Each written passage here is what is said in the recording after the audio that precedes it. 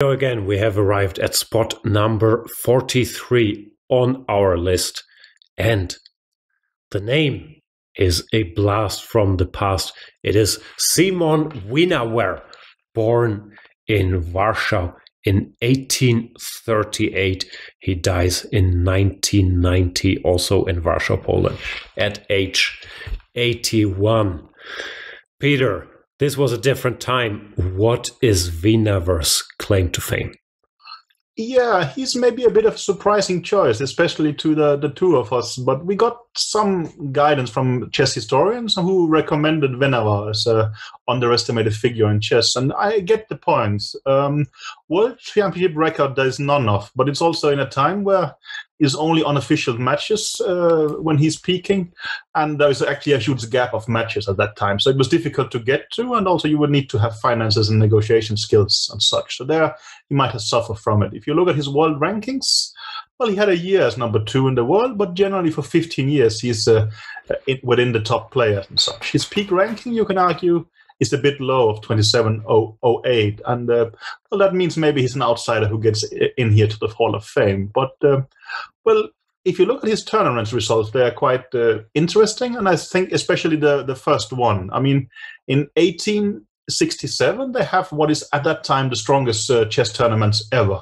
It's organized as part of a world fair, which means that, well, every country can bring a player and just list him like it's some kind of open tournament. And, well, Poland brings Winawer. No one really knows who he is. I mean, the French guy says, well, he drops from the sky. We have not heard who he is. And he actually ends one point ahead of Steinitz, who was sort of, well, maybe possibly the strongest player at the time, right? So someone, it's just hard to imagine. Someone comes out of nowhere, he's learned chess locally, and he actually ends ahead of Steinitz in a very long tournament, I think 24 rounds.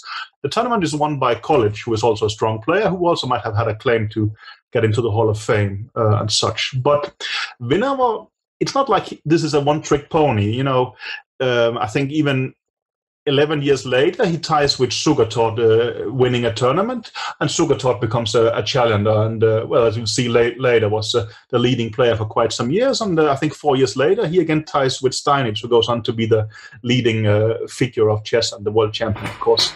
So, I mean, he actually has quite a career of 15 years where he competes with the absolute best for top spots in tournaments and such. So, well, Winawer, I think, gets a bit pushed by matches not really happening and such. But still, he's a very interesting figure who managed to compete with the best and quite successfully.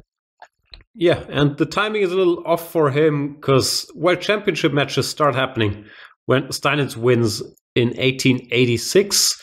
He's a little past his prime then already, right? To have a shot at very, very much so. Action.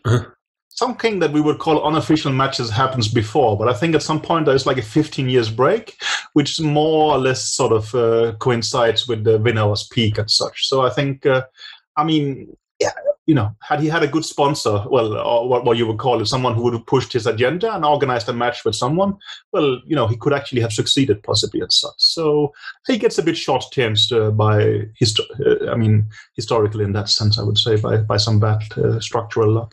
Well, he did get his name on an opening, so at least everyone knows who Winawer is because of the Winawer French. Poor Kolisch, no one's ever heard of. Kolisch, Neumann, all your favorites. Yeah, I get your point. He's there in history, but now he's in the Hall of Fame as well. But also, I mean, games from that time is up and down, but the game we have chosen against Paulsen looks very modern to me. I mean, it just shows good positional understanding, right? Where do we jump in? Another guy who got his name on an opening playing the Paulsen.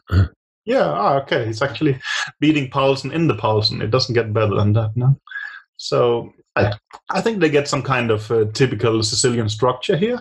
And basically, I mean, Winawer just plays a model game, outplaying him positionally, right? D4 doesn't look ideal, but so far, yeah, it looks like Magnus could have been white easily, no? Exactly. I mean, it's just, well, maybe it's too simple, but still...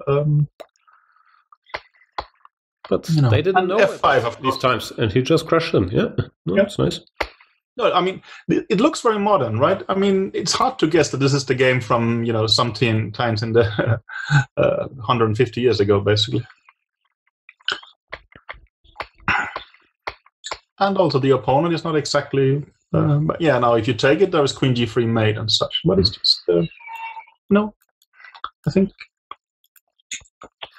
No, I mean, good game. This is high level chess. I mean, you wouldn't see a strong grandmaster maybe losing this as black these days, but still, I mean, you could actually. Could happen. Yeah, could happen. Like D4 probably. You don't play it, but other than that. No. Yeah, but no, this just looks very D4, but okay, D4 and C5. There is the trade-off of getting the long diagonal to this it's not insane and such. I mean, it's but I think generally just this game doesn't look 140 years old. I mean, it looks. No, point taken. He was proper strong player. Proper strong player and such. So, but I understand that this might be a bit controversial having Winawer in the Hall of Fame, but I think there is some justification behind it. At least I don't know if I got you to agree, but he's there now. So he's there at number 43, as I say. Some you Winawer, some you lose. So I'm sure not everyone will agree, and we will move